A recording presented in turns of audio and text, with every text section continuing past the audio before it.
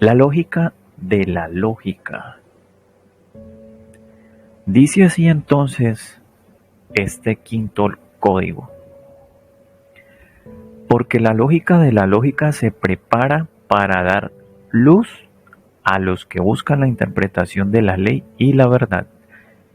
Y vosotros, los nombres no importan.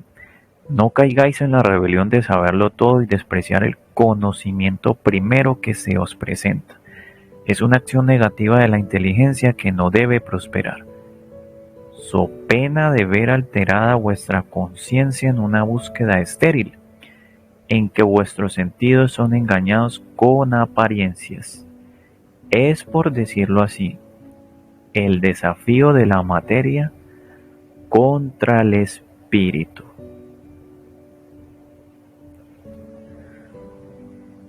Entonces, tomando por partes esta condición de la lógica, esta primera parte en su introducción, en su quinto código, que precisamente se llama así como el conocimiento lo menciona puntualmente, la lógica de la lógica.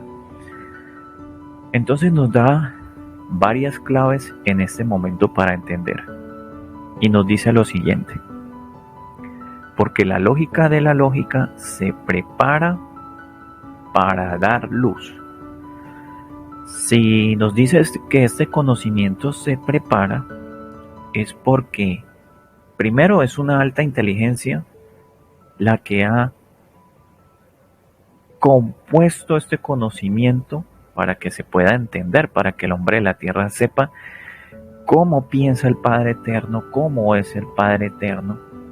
Claro, poder abarcar toda la dimensión de Él sería, digamos, casi que imposible, porque los mismos hombres de las estrellas dicen que es innominado, es imperecedero, es insondable.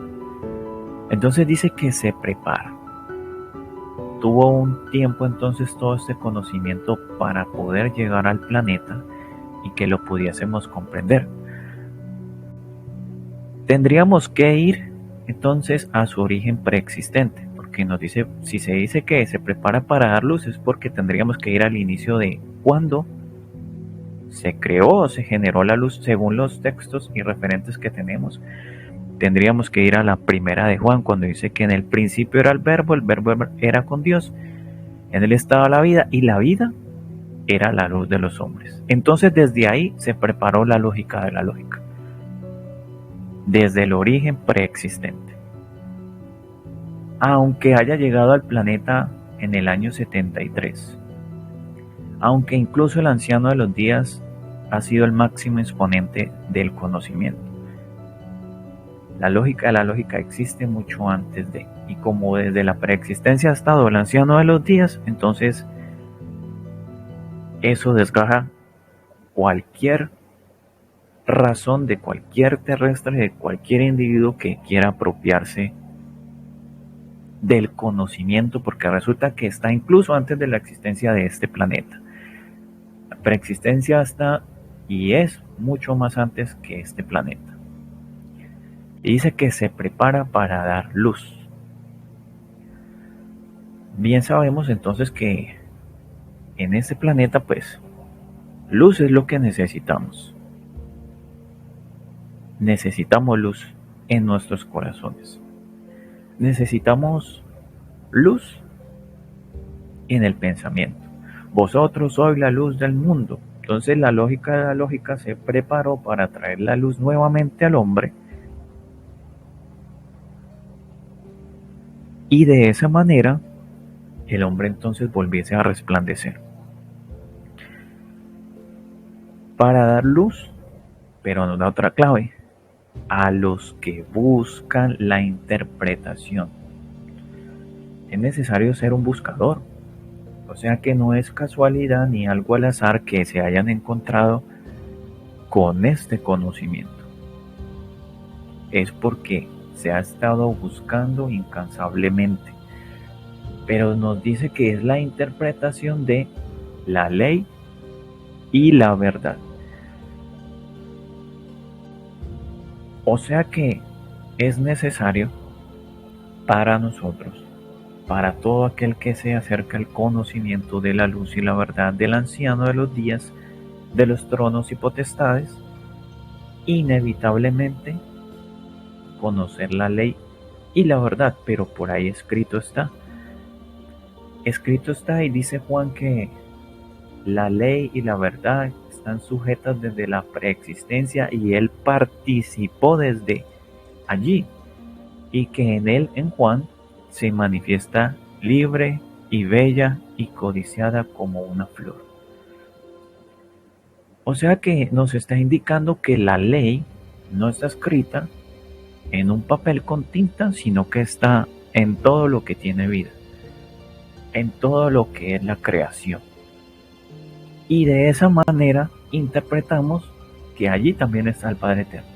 Y de esa manera podemos conocer de que eso va a ser parte de la creación, una flor, una planta,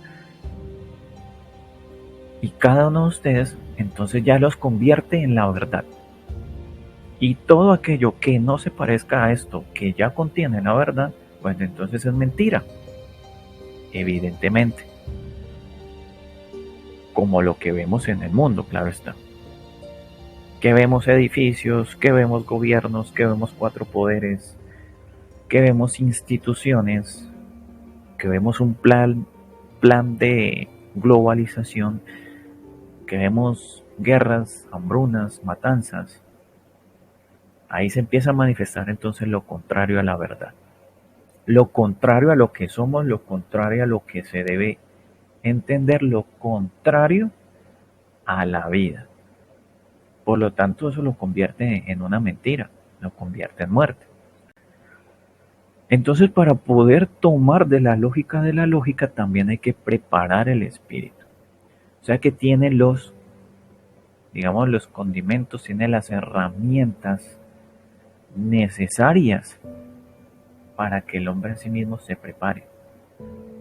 Tiene todo y la gran porción de sabiduría del Padre Eterno para que el hombre también se haga sabio y se acerque más al Padre Eterno. Entonces hay que prepararnos con la misma lógica de la lógica para poder entender este mundo, para poder entendernos a nosotros mismos. ¿Queremos resolver algún conflicto interior? Hay que estudiar la lógica de la lógica. ¿Queremos dejar de sentir odio? Entonces hay que estudiar la lógica de la lógica, porque está preparada para dar luz. Y si por dentro yo tengo tinieblas, quiere decir que me va a ayudar a despojar eso que no es, para volver a ser luz, hacerme ley y hacerme verdad, porque eso es lo que contiene la lógica de la lógica. Para cada uno de nosotros es muy necesario entonces que comprendamos esa parte, porque el mismo Jesús, cuando hablaba de la ley. Cuando hablaba de la verdad. Cuando hablaba de la luz, del Padre Eterno, de la vida. Más allá de ser una luz como la luz que refleja el sol, o que incluso puede reflejar un bombillo, una lámpara, una vela. Si nos preguntamos qué es la luz o cómo se manifiesta, tendríamos que verlo de la siguiente manera. La luz no es simplemente algo que alumbra,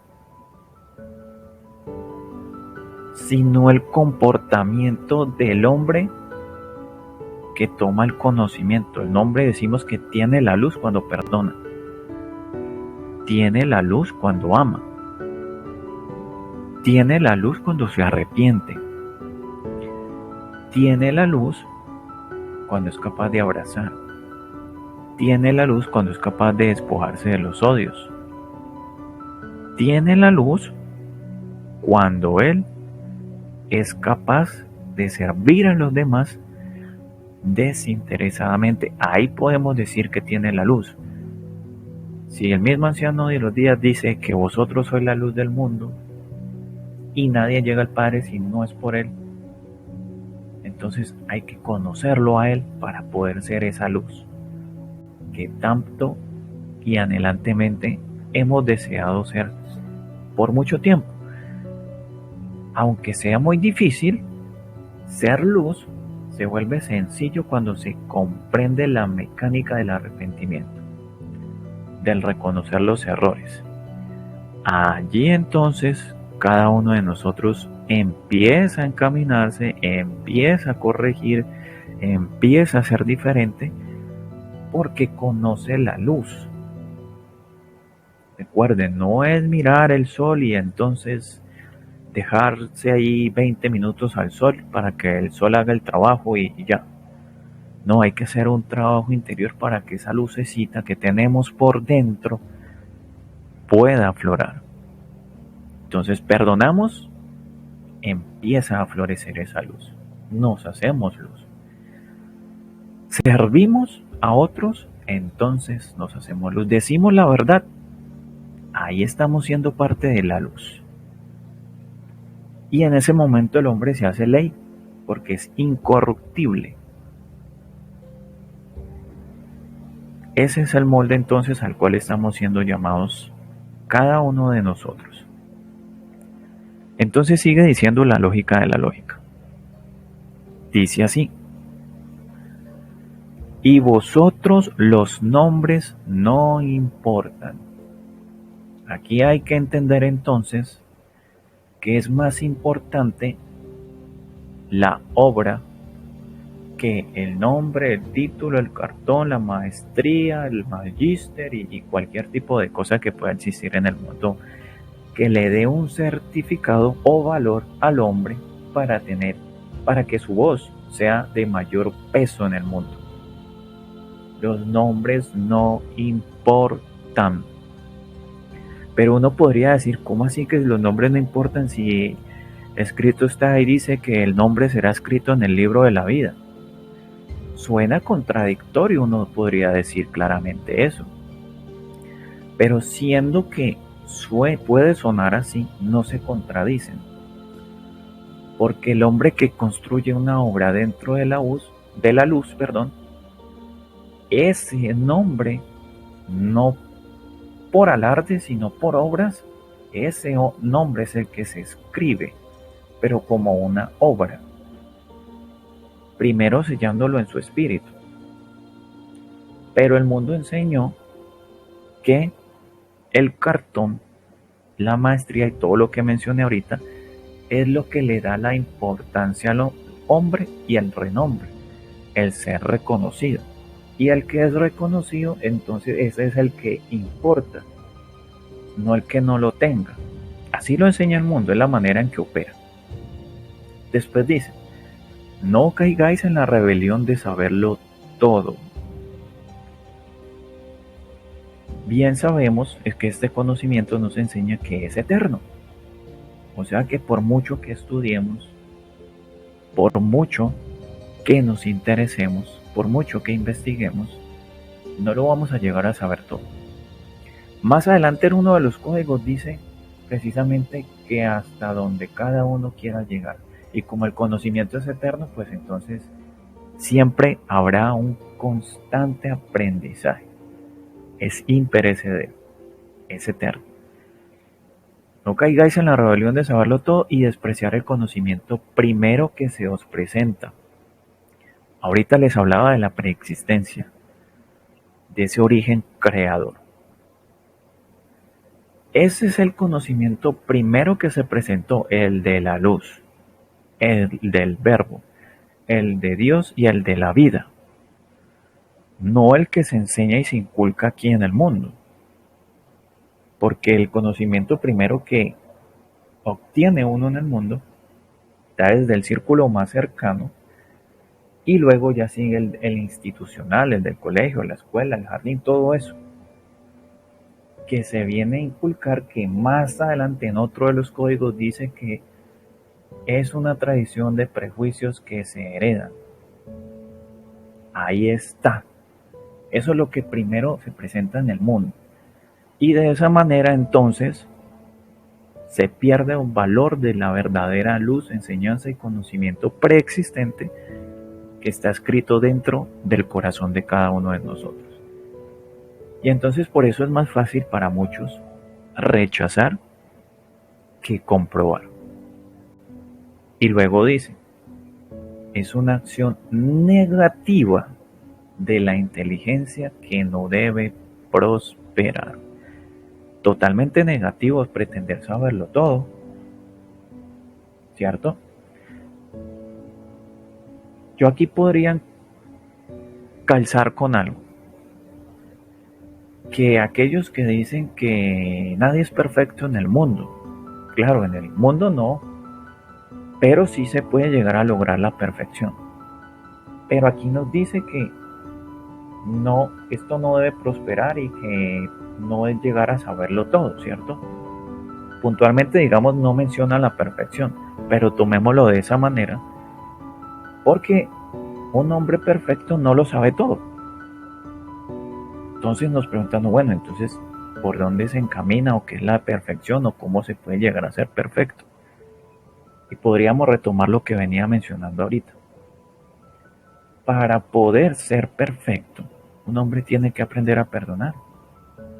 Un hombre que perdona, que ama, que sirve, es perfecto, porque no vive con cargas en su corazón, en su pensamiento.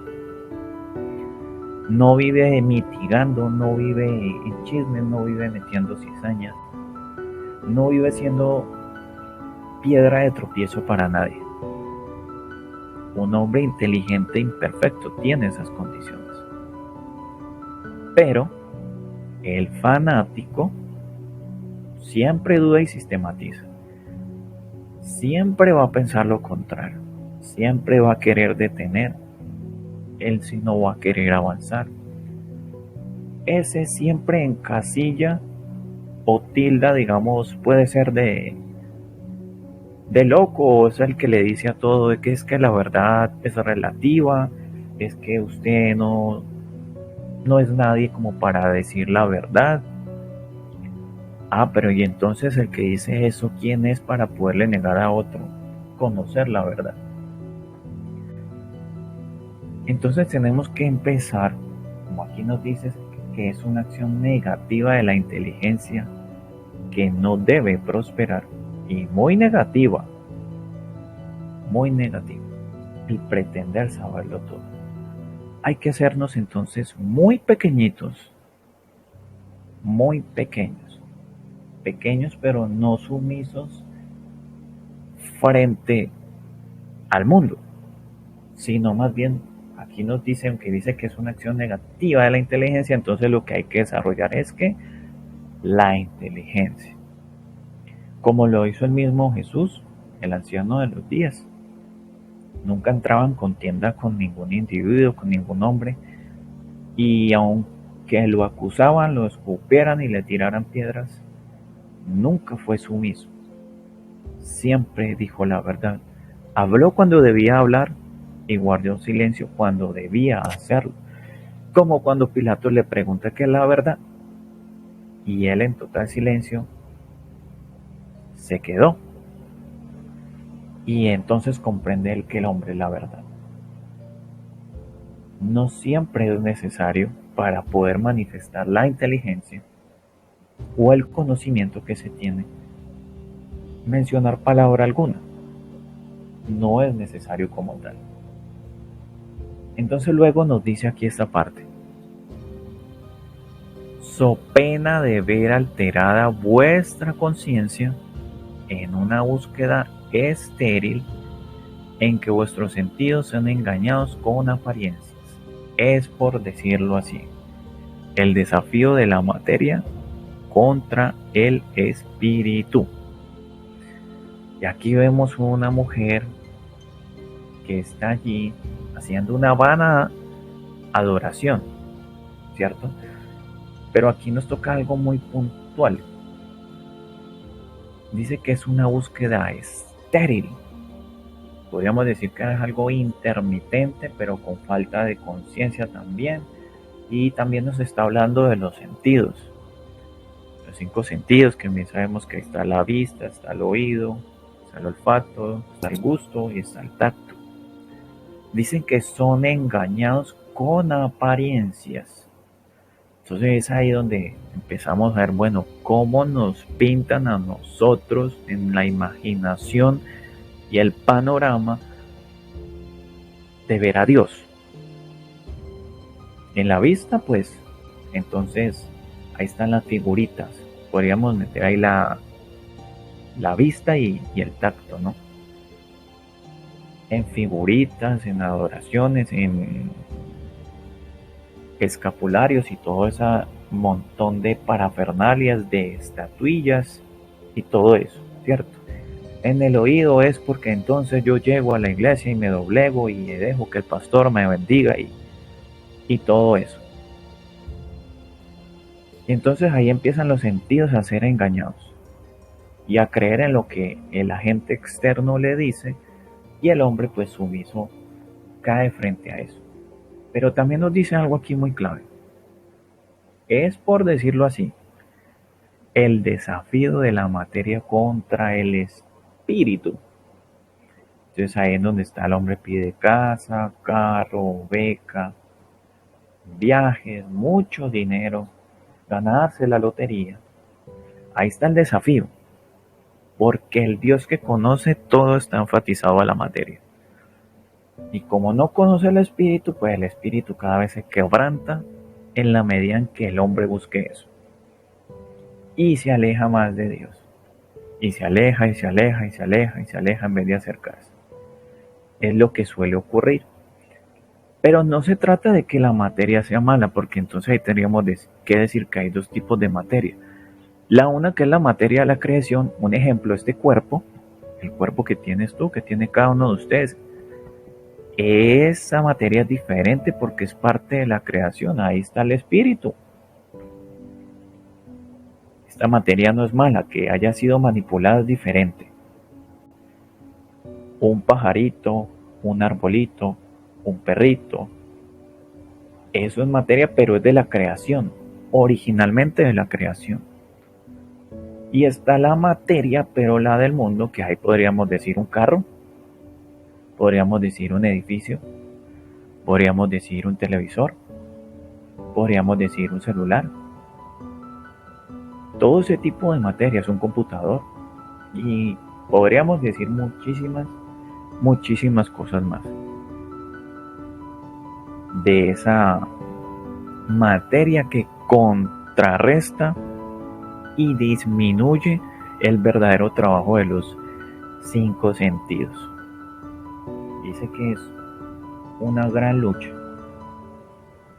entre la materia y el espíritu. ¿Cuántos de ustedes están teniendo esa lucha? ¿Qué es lo que le estamos pidiendo al Padre Eterno? ¿Qué le estás pidiendo a Él? Si realmente lo que le estás pidiendo es algo que realmente, valga tanto la redundancia, necesites para tu espíritu, para poder avanzar, para poderlo entender. ¿Hasta dónde estamos llegando? Porque hoy en día, y como está la situación, el talón de Aquiles de la humanidad es la parte económica. Entonces es ahí donde nos preguntamos, bueno, ¿y uno cómo pide al Padre Eterno? Entonces, ¿tener dinero es malo? Cierto, uno podría preguntarse eso. Entonces es ahí donde el mismo anciano de los días le preguntaron los judíos que si era lícito pagar el impuesto al César, ¿cierto? Entonces él, dadme una moneda. Y él pregunta, ¿de quién es esta moneda? Entonces, del César, dicen las personas. Pues dale al César lo que es del César y a Dios lo que es de Dios. Lo que pasa es que hay que romper el apego, el vínculo de que el hombre llegue a pensar incluso de que si pierde la casa se quita la vida.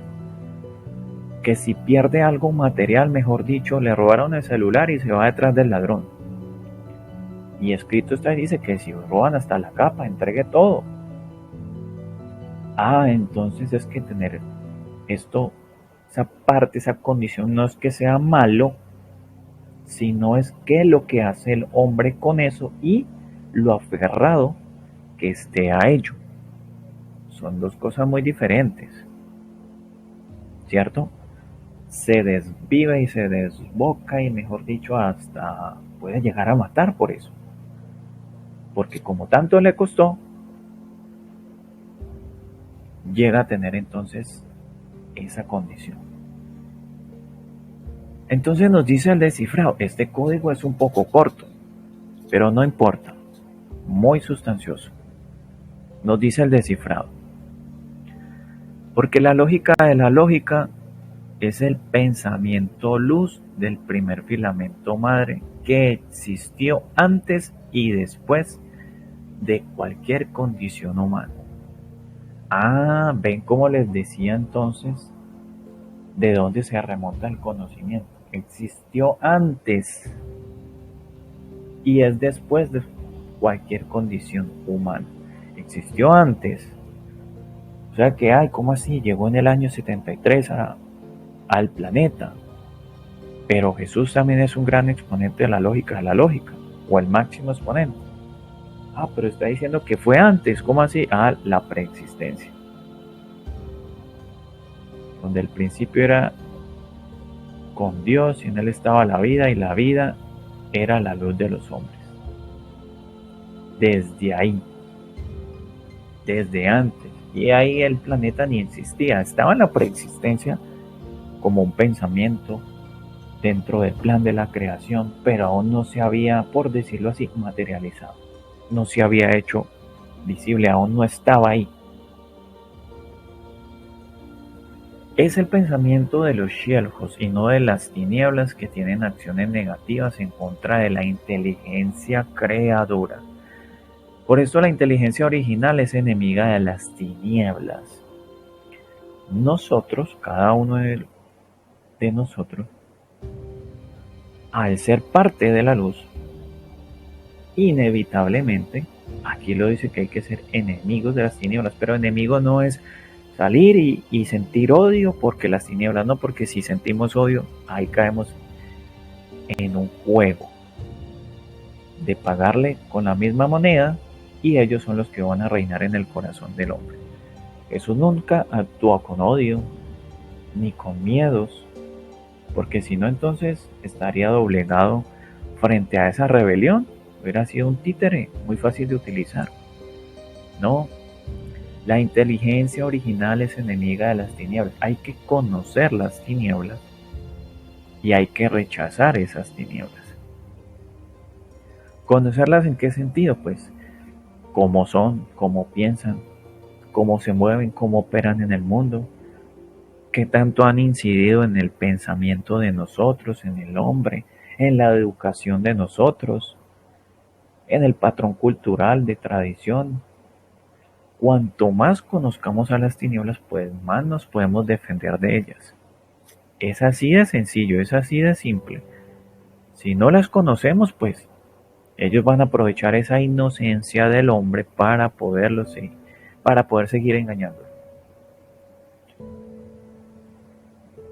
Del Meshiach es aquí en este código donde se limpian los sentidos con la conciencia que ya no tiene apariencia con la luz de la rebelión. Cuando dice que se limpian los sentidos, no quiere decir que entonces llegué a este código de la lógica a la lógica y mejor dicho ya soy, puro. Ya mejor dicho me conecté plenamente con el Padre Eterno. Esto es un paso inicial. Se limpia, pero si lo aplica, lo vive, lo siente, lo palpa, lo lleva en su corazón y lo enseña limpiecito. Ahí podemos decir que los sentidos empiezan a limpiarse. Es un inicio y apenas estamos en el quinto código. Cuando lleguemos al 49 vamos a entender más esta parte. Pero dice que es en conciencia, porque ya no tiene apariencias, o sea que los 5 sentidos no pueden vivir de lo que hemos sido antes, porque Pablo de Tarso lo dijo, en cuanto a la pasada manera de vivir, despojados del viejo hombre que está viciado de deseos engañosos, y esos deseos engañosos han sido a través de los 5 sentidos. O sea, que el que quiere limpiar sus 5 sentidos no puede vivir más engañado pensando en creerse muy bueno, o en seguir viendo lo mismo, escuchando lo mismo, hablando lo mismo, haciendo lo mismo. No tiene apariencias porque es transparente, es íntegro, es auténtico.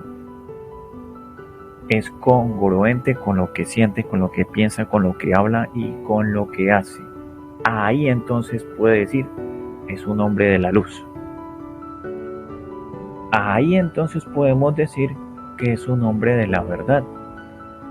Ahí entonces podemos decir que es un hombre que tiene conciencia, se está levantando y que inevitablemente es incorruptible. Pero solo cuando limpia los 5 sentidos. Antes no. Antes simplemente está reconociendo sus errores y empieza a trabajar en ello, en corregir. No podemos pretender entonces tocar el conocimiento y ya el conocimiento me limpió. Si fuera así, pues esta humanidad desde hace tiempo ya estuviera en plenitud, en la luz, en la vida, en la verdad, conociendo al Padre Eterno. No existiría rebelión, pero existe. Solo hasta donde nosotros le permitamos existir. Es indispensable entonces trabajar los 5 sentidos, que cada uno se pregunte y empiece a generar ese estado de conciencia. ¿Qué le está brindando a su vista? ¿Qué es lo que está viendo? ¿Qué es lo que está haciendo con ella? ¿Qué está haciendo con sus oídos? De pronto, quién sabe que esté escuchando o se esté prestando para chismes también. Eso también daña la mente. ¿En qué está involucrando su sentido, su oído? ¿En qué está involucrando su olfato? ¿Cómo están sus emociones? Ahí serían sus emociones. O los perfumes artificiales también entran ahí. ¿En ¿De qué manera está trabajando entonces el gusto? Con lo que come, con lo que se alimenta, con lo que dice, porque no es lo que entra por la boca lo que contamina al hombre, sino lo que sale de ella, porque de la abundancia, escuchen bien, del corazón, habla la boca. Entonces, ¿qué tenemos en el corazón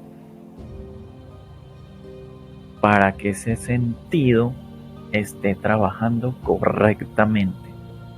Y si al principio nos decía que son buscadores, intérpretes de la ley y la verdad, entonces en el corazón tenemos que tener ley eterna y verdad, no mentira, no engaños. Y ahí empezamos a contrarrestar el efecto de las tinieblas en nosotros.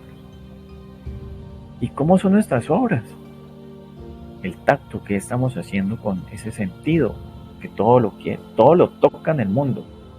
Camina, se subió al carro, abrió una puerta, está comiendo, agarró un control, agarró el celular, le dio la mano a alguien, abrazó a alguien, de pronto empujó a alguien, le pegó a alguien. ¿Qué está haciendo con ese sentido? O simplemente es una fachada de algo que está ofreciéndole a alguien, tal vez por una parte emocional, qué sé yo.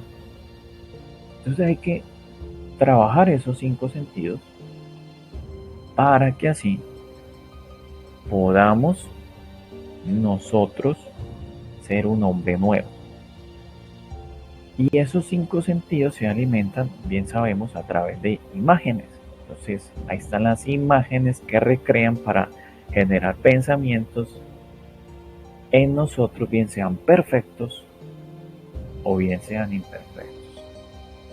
Si miramos el sol, si miramos el mar, si caminamos por la arena del mar, si abrazamos al perrito, al gatito, al hijo, a la esposa, a la abuela, a la mamá, o simplemente los vemos y como que nos queremos es alejar en vez de acercarnos a ellos. ¿Qué estamos haciendo con esos sentidos? Siendo que podríamos hablar muchísimo más de ellos. Pero inicialmente el llamado a la acción es revisar esa parte. Los sentidos, la lógica no se manifiesta en un hombre que en sus sentidos los esté pervirtiendo. ¿Para qué? No tienen donde albergar tanta inteligencia, no tienen donde albergar luz. porque la misma luz lo destruiría por dentro. La misma lógica de la lógica dice que podrán tomar de ella en la medida en que el mismo hombre asimismo lo haga. En la medida en que el mismo hombre trabaje. Imagínense, si en el mundo tenemos que trabajar para conseguir el pan de cada día, ¿cómo es posible que podamos pensar que lo del espíritu nos lo regalen así de fácil? No, también hay que luchar y hay que luchar mucho más. Porque esto, en el momento en el que el hombre lo alcanza, lo hace eterno, lo hace inquebrantable. Eso es diferente. Pero no, resulta que le gusta luchar por lo del mundo porque el mundo lo vuelve perecedero y como al hombre le gusta nacer, crecer, reproducirse y morir y no saber quién es, pues entonces que sigan el mundo así. Pero como ustedes no son del mundo, aunque trabajen ahí, eso es diferente porque empiezan a trabajar es por dentro y empiezan a entretejerse ahí en su corazoncito para ser esos espíritus que la profecía llama en este momento. Es un llamado al corazón, el trono del ser. Es un llamado al pensamiento. Es un llamado a recobrar entonces la identidad de ser universal que somos todos y cada uno de nosotros. Así lo enseñó Jesús, así lo quiso Él y así lo va a querer siempre, y hacia allá es que nos debemos conducir. ¿O qué dirían los que escuchan ese conocimiento por primera vez? ¿Que se puede o no se puede? Nosotros no podemos pretender esperar ver un referente a ver si ese conocimiento es verdad, porque lo que hay que ver es hacia adentro y más bien ser ese ejemplo vivo y palpable de ese nuevo tiempo. Allí es que se marca la diferencia, no busquen la esperanza por fuera, mírenla por dentro, no busquen el cambio en alguien y miren en un referente, no, mírense a ustedes. Y ahí van a poder cambiar todo. Mírense, de verdad. Y cuando se miren y se encuentren a sí mismos, entonces todo va a empezar a cambiar. Ese es el llamado a la acción para todos y cada uno de ustedes, para que en este momento entonces nos despojemos de lo que no es y empecemos a hacer y a encaminarnos en la luz y en la verdad del Padre Eterno por siempre y para siempre en la eternidad.